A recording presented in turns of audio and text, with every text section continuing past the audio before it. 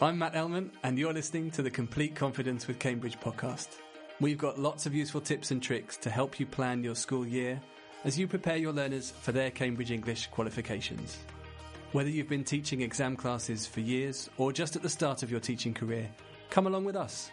We'll help you unpack the English language exam journey using our own real-life experience and easy-to-follow examples from the exam preparation course Complete. So, let's get started. Hello and welcome back to another podcast. My name is Matt Elman and I'm here with Greg Archer. Hello. And Olha Madalis. Hello. And today we're talking about specific preparation for the exam. What can you do to get your students ready for the big day? Let's begin with practice tests. Practice tests and activities. How do we exploit these? I think it might be worth starting by talking about where we can get them from. Greg? Well, regular listeners of the podcast will know from the last podcast that there is a wealth of material available online. If you haven't used it at this point, the Teacher's Handbook is a very good source of authentic practice tests, but there are also other... One practice test, I think, in each handbook, is that right? It's two. Two practice tests, and it could well be that you've already used it, but this is the point in the course where you kind of getting the students prepared for the exam and really getting them, trying to ease their worries a little bit. There are, aside from the online materials there, you've got the Advanced Trainer that Cambridge have released, you've got the Exam Booster, and you've got the Advanced Practice Tests, 1, 2, 3 and 4. So there's plenty of material available. All of that's available for the other exams as well. It is available, yeah. So whichever level you're teaching, plenty of resources there. And there are practice tests on cambridgeenglish.org as well for each level. If you just go to your level and you'll find, I think, again, 2 for each paper. There's a wealth of material. Yeah, you're not short of a practice test. No. The question then is what to do with these. So you've already mentioned, Greg, that this is something that we're looking at probably towards, certainly in the second half of our course, right? This is not something that we're going to throw at the students on day one. No, I think it can stress people out if they're kind of put into that exam practice situation, and particularly if they don't do particularly well. Actual practice tests should be later on because they need time to build the skills to be able to cope with them, and you need to help them build the language, and they need to kind of feel confident that they know what they're actually going to be asked to do in the exam. So it's definitely at this part of the course, i.e. in the final third, let's say, where practice tests come in useful. Absolutely. We don't want to demotivate students by pushing them to take practice tests too early under exam type conditions where they will do very badly and get very upset, because there's a very small step between feeling like I'm not good at English to I hate English. Yeah. Because nobody likes to feel that they're failing. We all love to feel that we're doing well and we've got this. Yeah, I think the question then is what's the goal? What are we trying to achieve when we put a practice test in front of the students? And for me, I think it's 2 things. It's about showing them what to expect so that on exam day they're not hit with something completely new. Oh, absolutely. And it's also about beginning to develop the techniques to do as well as they possibly can do in the exam. Yeah, I think timing is really important because that's where you can really come unstuck, that you think you have lots more time and then suddenly it's like pens down and you've only done half of it, or the opposite, you rush through something, you do it really, really quickly and you realise you've got another hour to go, and then you panic. So really getting your head around what is an hour, how much time is that, what can I do within that time? And if you've got a lot of questions, how do you break that down? So it's now halfway through the exam, I should have done X, Y, Z. So when would you introduce timings, Olha? And if you're anything like me, then you start off giving perhaps one task at a time. Yes. And that's the approach that Complete takes. Here's one part of a paper. At what point would you start timing that task? Well, not straight away. And again, it all depends. You don't have to do it like this. But for example, if I'm doing a writing task with my students, very often when I'm introducing it at the beginning of a course, we would do it together. We would read the question together. We'd analyse it together. We'd consider, possible answers to the question. So there's a lot of scaffolding. But probably from about halfway through the course, definitely in the last third of the course, I would be focusing more on doing it on your own within that period of time, but not much earlier, because they still need to learn all the nitty-gritty, all the different stages, work on the sub-skills of the task. And also you just don't want to have them under that kind of stress situation. And you certainly don't want them doing lots of silent activities in class. And hopefully by this point, you will have a class of autonomous learners. And if you say to them, I want you to take 40 minutes to write this task, not a second longer, then they will actually do that. They will, because they understand that there's no point in taking a bit longer and bringing it in and giving an absolutely wonderful piece of, you've had, I'm sure you've both had a situation where a student brings in something amazing. You think, wow, this is great. Did you do it in 40 minutes? No, it took 2 hours. Well, that's very nice. Thank you very much.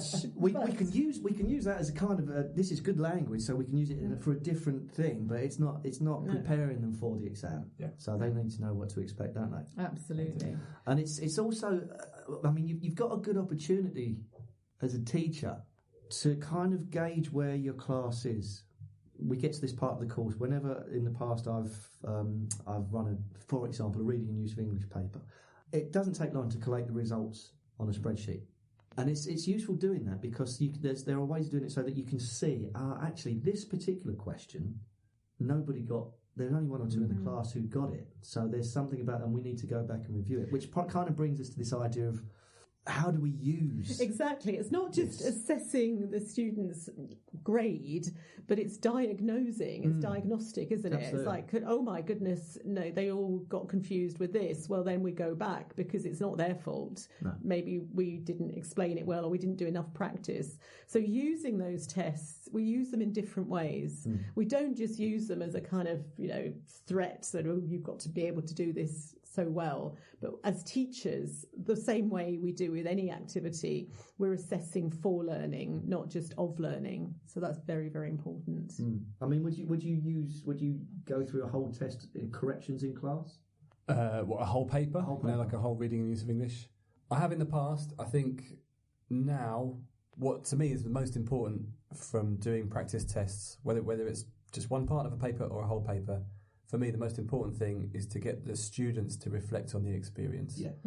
And it's going back to those aims of understanding what to expect and developing the exam techniques. So it's having them really reflect and think, okay, what did you learn from this that you didn't know before about the exam itself? And what did you learn from this? And what can you learn from each other about how to approach the exam? Yeah. It's asking the students to kind of reflect on their own process and then to break it down and discuss it with each other.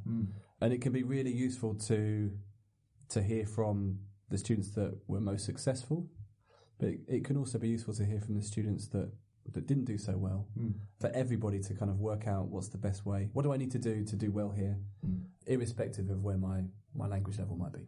Yeah. Absolutely. I don't think there's any point going through every single question, because then what do you do then? You've got the right answer, but what do you learn from that? And it's not going to be memorable. Okay, I made a mistake in this particular question. That question's never going to come up again in the same way. No. So it's not that they're going to remember it, but you have to think about, why am I doing this? Why would we go through this and talk about the mistakes? So I think your strategy, Matt, is perfect. It's just, let's make it something, here we are, we made certain mistakes, how do we move forward? Yeah. What kind of strategies? So things like, those kind of gap fills in use of English. Well, let's think about what mistakes do we make? We should have been thinking of adjectives to go into that gap. How do we know it's an adjective? Because of this linguistic information we have. So looking at strategies, I think, is much better than just saying these are the right answers, because this could take hours in the lesson. Yeah. And how dreary for everybody to just go through that. I don't think that's a good use of time. No, it's a lot of dead time, isn't it? It is. It's also about kind of getting a kind of pointer towards what you need to work on. So you might do exactly what you've just described, Olha, and the answer might be, I just didn't know enough vocabulary. I didn't know the collocations well enough. And this is kind of analysing it at the sub-skills level, isn't it? It's just saying, what kind of skills do we need to be focusing on for you to produce that final part of the exam? And I think that's, even at this stage, we have to focus on sub-skills. We have to say, what is it you actually need to be able to do well? Language sub-skills. Yes. Distinct from the exam techniques. Yes.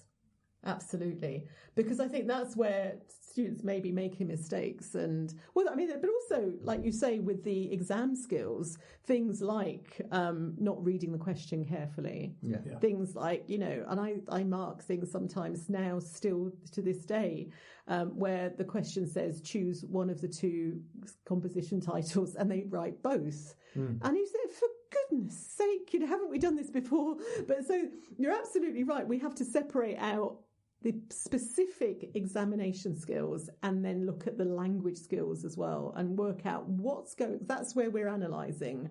Why did the students not do very well? Which area do we need to focus on? That's why I say it's very diagnostic. And it gives them, again, to go back to this idea of choice, because they've got a choice of how to attack the exam paper. If they're given the writing paper, they're going to do the writing paper. Some students find it very difficult to write an essay. So what do? What's your strategy for that then? Do you concentrate on it and get it done first? Do you come back to it and do part 2 first? And they are kind of being autonomous. They've got that idea of choice. When you do the reading and use of English paper, you don't have to do it part 1, part 2, part 3, part 4. That's an enabling thing. That's an empowering thing for them to think, right, I can do this. I can start at part 5. Because I spend more time on it. Yeah. But then, then again, where are my strengths in terms of my language skills? And relating that to what they're going to get in the exam. If they are particularly good, for example, I've had students who are wonderful at writing in a formal tone and register, and they've got to know that if in the exam, don't do the informal letter, don't do the email that you have to write informally. Play to your linguistic strengths as well as what you find more difficult and more and easier in the exam. Yeah, these are those individual strategies, aren't they? That kind of understand yourself, and so yes, we need to help students develop those personal strategies. So it's them being diagnostic as well, isn't it? We're diagnosing where we fill in the gaps of their knowledge, but they have to be very self-aware of what they're good at in the exam, what they need to develop during the exam and leading up to the exam as well. How can they plug some of those gaps? Yeah, and, so you're there to give them advice as well. Exactly. By this point, you should really know your students. Oh gosh, yes. And again, you may be in a situation where a student thinks, I'm just going to write an informal email because it's easier, and you know that they're not. Then can you give them guidance and say, well, why do you think it is? What is it about the language and what is it about your approach to the exam that makes you think you're going to get the top marks there? I think you'd be better off if you focus on this approach to it. And that is it's a very interesting idea. This is getting this idea into students.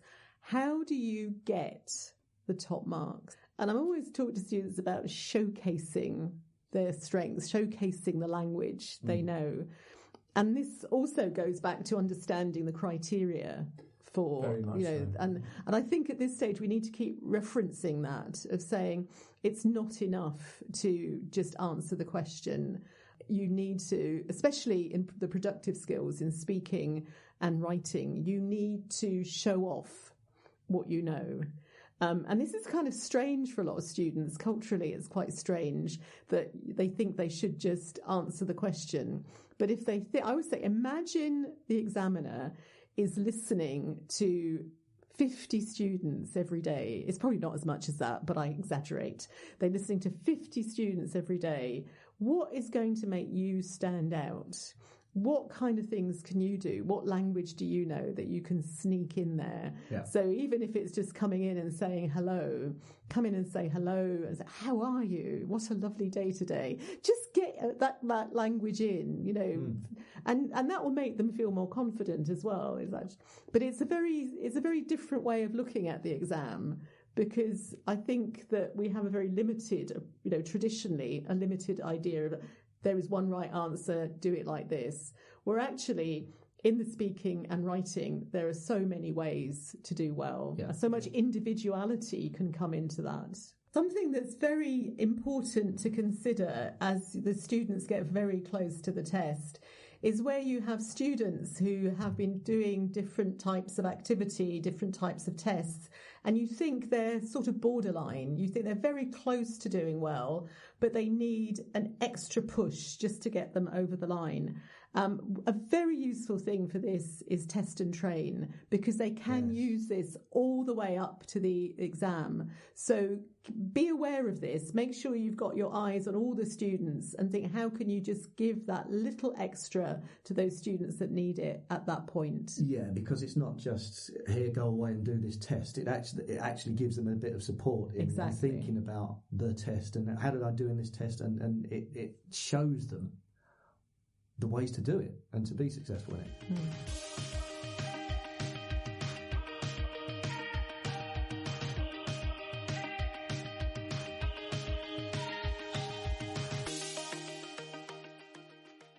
I mean, we've talked about it in other podcasts, but the handbook is obviously where you get that breakdown of the criteria and a real understanding of what each part of each paper is looking for.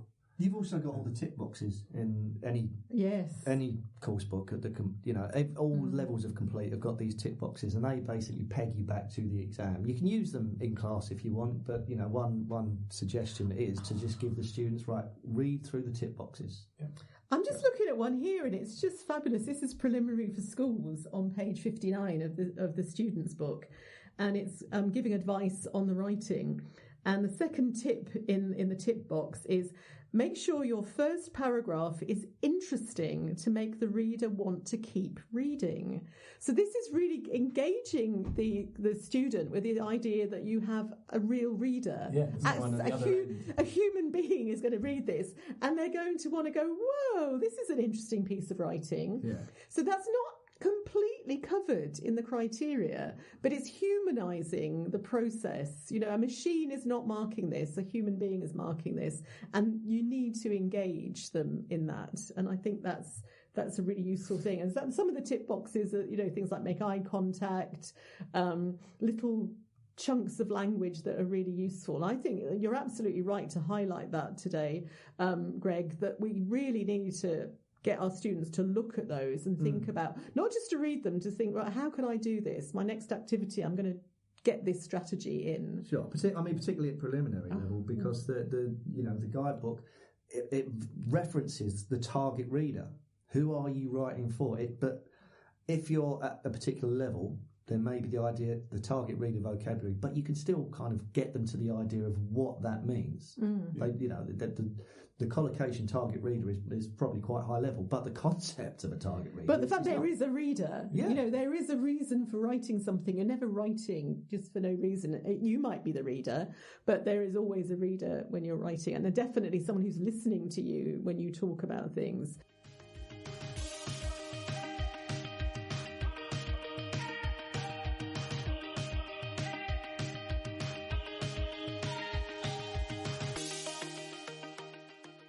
And this is where of course I do, because that's one of my favourite words is fun. I introduce an element of fun in exam practice, getting closer to it.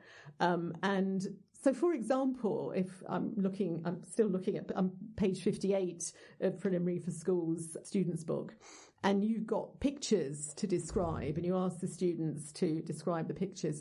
Let's have some fun with these pictures. Let's use your imagination. Let's be creative. Why?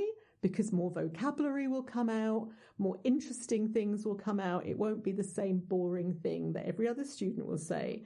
So they look at different people celebrating festivals, and there's a great comic fair picture here. There's people playing musical instruments, somebody juggling. Don't just say, people are playing musical instruments. So I think maybe that they've been practicing together for a long time. The man on the left looks like he doesn't like the woman in the middle. Have some fun with it, because there's no wrong answer. And this is, again, traditionally, there's always just one right answer. But particularly in the speaking, you can say so many different things. And then the psychology, I think, there is that students feel that they can be creative. Creativity's never been seen as an element of exams. But it is. It is. It's a difficult one, isn't it? Because so many of the exams that students take in other subjects call for a completely different mindset. Exactly, and traditionally all education's been like, you are not here to be creative, you are here to repeat things that have been spoken before or have been written before. Well, that's the thing, isn't it? In particular, picking up on that point, Matt, about, you might have a group of students and they are being bombarded with this. To get to do well in this exam, you need to do X, Y and Z. You get 4 marks for this question, you get 10 marks for that. And there's this feeling of coming to the English class and saying, well, just tell me what I need to do to get those marks. Yeah.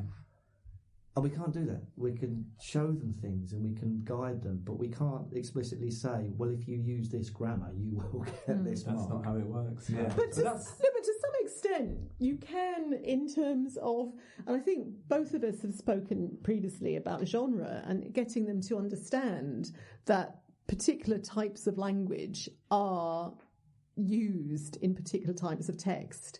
So that is a really good way of orientating yourself to producing the right language. So if it's a story, for example, you're going to be using the simple past, past perfect, maybe the past continuous. So you can actually have a little checklist in your head for that. But I know generally that's true, Greg, but I think there is a way of helping them because there are too many choices. The other thing that we can do is to take these exam advice boxes from Complete, to use that as a kind of little training exercise in itself.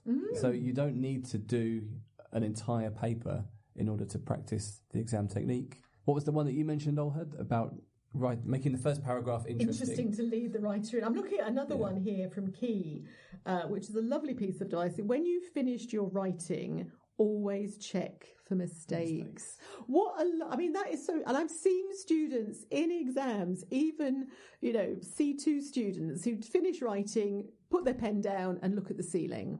Really? Come on. You have to sort of start doing this. And you could create actually do big posters in the classroom of these tips, collect the tips under the different papers and have nice big posters in the classroom that students are actually focusing on all the time. Obviously, they won't be up there when they take the exam, but they'll get into those habits. Yeah. So, like we say, these tips are just so useful. And the one, the making the first paragraph interesting, that's something that you can drill. Yes. Drilling's kind of a dirty word in language teaching, isn't it? Because it makes it sound like it's something really boring, but it's a way of focusing and like honing in on a particular technique. But I think having that listed, this is what I need to do, because otherwise it's like go into the exam and write. Yeah. But I'm sorry, that's just not clear enough, is it? Go into the exam and think about, read the question carefully, make sure it's interesting, showcase your vocabulary. So if they have these checklists, when they go into the exam, they'll be much more confident. I've got to do this. I mustn't forget to do this. I don't think it's fair to just drop students in the exam situation and just say, well, you survive. It's like learning to swim, throw you in the swimming pool. We need to make sure that they've got all those strategies under their belts. I think also, I completely agree, but it's also understanding that just reading that exam tip in a book is not enough for it to come out in the exam. No. You need to, you need to practice applying it so that it kind of becomes a habit. Absolutely. So that's the importance of I exam often go practice. about things where I don't, in the kind of the classroom part of it, I don't even look at the tips. And they're the kind of the summary, that once we've done the activity, then we'll come back to the tips. Rather than starting from it, I don't get them to read it at all. Just come back to it at the end, and it kind of validates what they've been doing, especially if there's some reflective practice in there that they can, well, what have we been doing? Why have we been doing it? Exactly, the reflection. We need to make sure there's time within those lessons on reflecting, and thinking and making that link between what they've done and what it is to do well in the exam. What about fun, Olha? Well, should this be fun as well? Well, I've already mentioned, using your imagination, having fun. And I think the danger of being at this stage of the exam preparation course, is that it gets very, very serious and it gets very stressful. And I've taught classes where I've seen students looking very, very pale and very upset, and they're just, the exam's coming and I don't know what to do. And this is not psychologically a good state to be in to take an exam. The best state to be in is to be full of confidence, is to believe in yourself. So I think we still have to balance leading up to the exam to make sure students are having fun, to make sure they're enjoying themselves. So my first point was getting them to be creative, getting them to really enjoy writing and speaking activities, but also to keep that element of making things into a bit of a game, into a quiz. You could do that with the exam tips. You could write down 10 exam tips, and 5 of them you can change them to the opposite, and they have to spot which ones are not true. So you can still keep going back to the exam, but do it in a slightly different way. And I really do think, however old the students are, whichever level your students are, we've got to think about their mental health as well, because I think it can be so stressful. And it can be stressful for us then as well. So if we kind of balance it, we know what we're doing, we know how we're helping them, but it's how we do it. We can add those elements of fun to it. So even timed activities, you could do a timed activity in class where you give students just 2 questions and you have 62.5 seconds, go. And that makes it fun, but actually you're practicing that skill. Read quickly, answer quickly, think quickly. There's something, and this, it can get a very stressful time. But if you think, if I've got a class, there's a speaking speaking practice that I really enjoy doing, which is basically this is part of the Cambridge exams. They are speaking together. They're in pairs. So what I quite like to do is to divide them up into A and B. Pair them up, A and B, and then I'll take the Bs out of the classroom and I'll give them a kind of a role.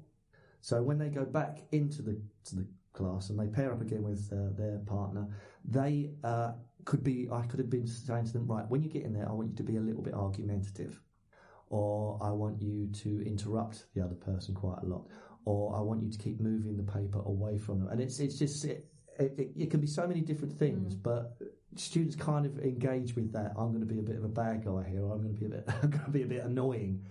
But it makes it more realistic, doesn't it? It's real. Yeah, it's fun and it's real, and it's also because they don't necessarily know who they're going to get in the exam room, so they need, it's being able to control the situation and show off their language skills as much as possible. But it's also quite handy for life. You are going to meet people who are argumentative or are quite annoying. So how do you deal with that? Yes, it's authentic. It's authentic practice, and that's something that is really valuable in an exam class. Is giving them something that it's not just the exam. You're going to meet people like this, and how do you use the language to keep control of the situation? So yeah, there is that element of fun, but it's also pinning it back to what they're going to be doing. I wouldn't let it go on for absolutely, but after you've done that kind of the fun bit out of it, then you say, okay, now let's do it. 2 minutes. Here we go. Do it as you would normally. But by then they've actually really thought about the context of the kind of language they would need, they would use. They're thinking about it as real communication, not just as a task and activity. Yeah.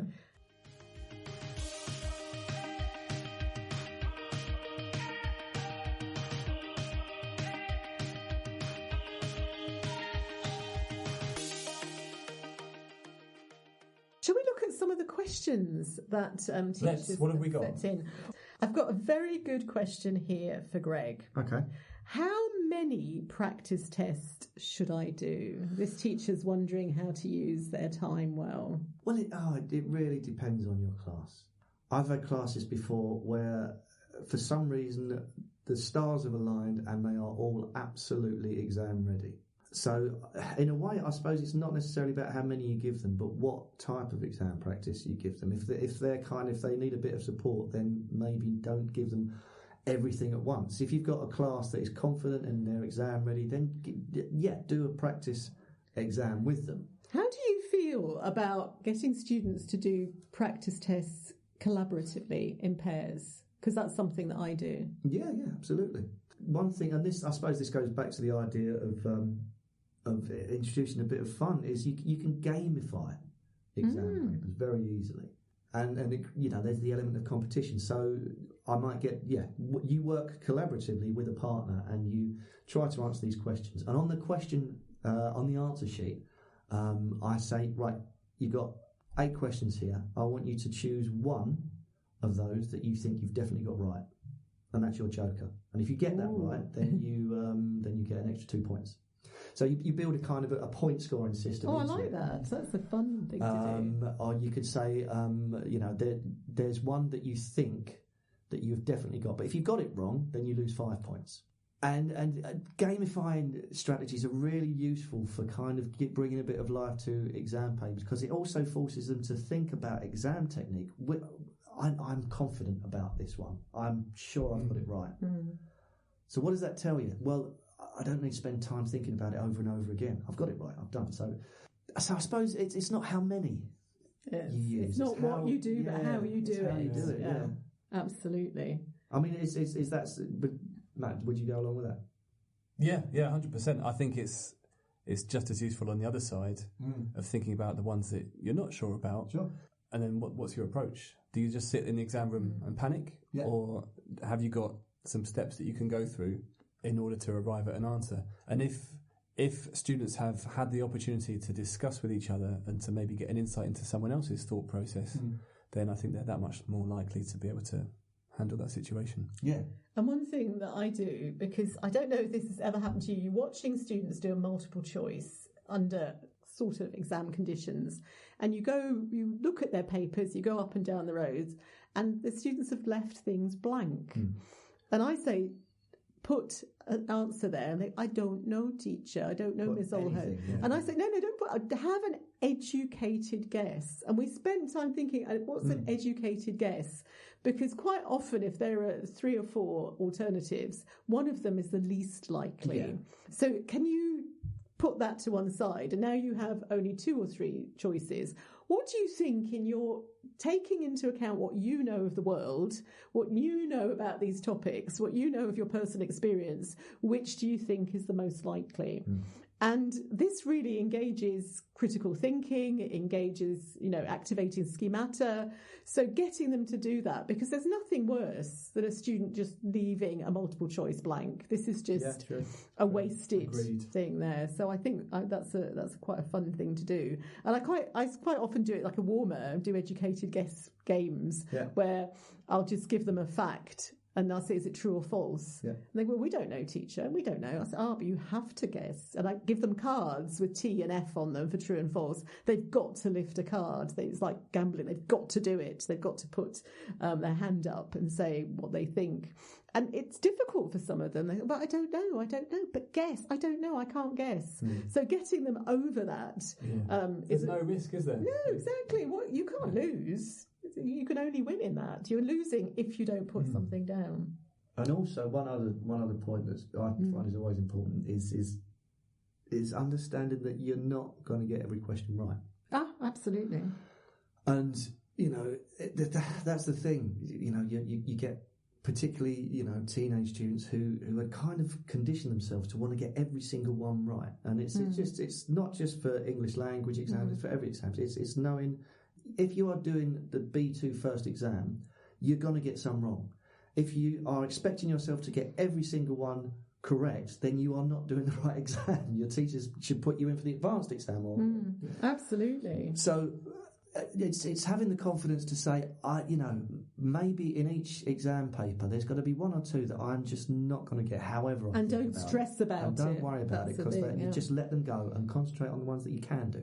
A very good strategy, I think. I've got one last question here, which I'd like to answer because it's something that I've had to deal with in the past.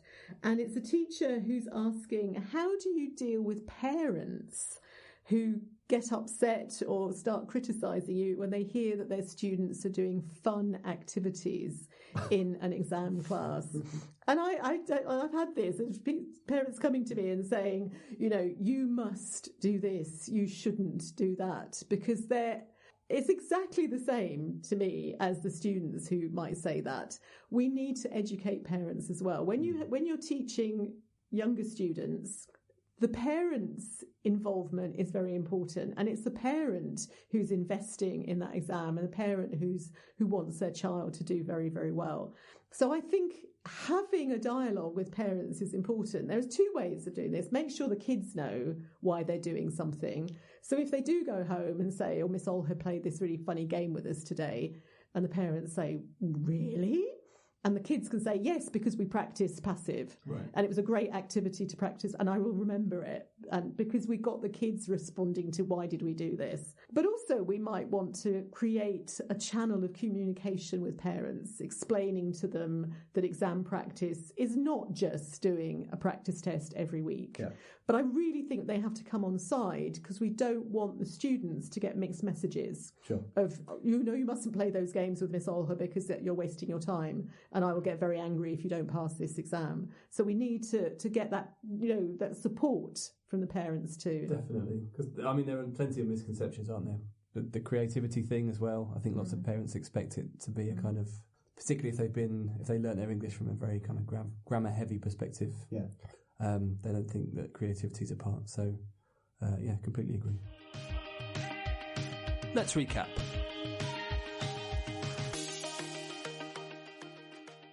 Right, shall we just summarise what we've talked about today, where we've been looking very specifically at preparing for the exam. We're coming up to that time of the year when the students are going to take those exams.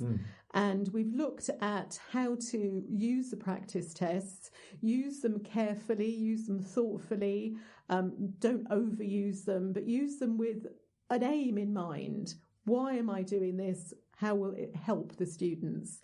And also to continue to break down the sub-skills, the language skills that students need, helping them to develop those, as well as the exam skills, and really using those exam tips in the complete course books. Yeah, and helping students to know their strengths in the exam. Absolutely. And finally, we talked about making sure that it's still fun, it's still success-driven, and students can be creative in the exams. Good luck, everyone. Yes, good luck. Good luck on exam day. Hope it all goes well. I'm sure it will. It's probably worth mentioning as well that it's a good idea to get the students practicing for the speaking tests in threes, because come exam day there's an odd number of candidates, they'll be put together in a group of three rather than two. So it's one of those things that might throw students if it happens on exam day and they're not ready for it. But let them know that it might, and also let them know that if it does happen, they're not expected to do it in the same amount of time. It is you get more time, so you essentially allocate the same amount of time to show off your language skills, but you might just be with two other people rather than one. Yeah, knowing what to expect is so important, I think. Absolutely. And think of all the different types of thing that can happen. It's not always going to be exactly the same. Absolutely. That's it for today. Discover more episodes from this series on our website, cambridge.org/completeconfidence. We have podcast episodes for every level of the Cambridge exams. Come back and join us again soon. And don't worry, you've got this.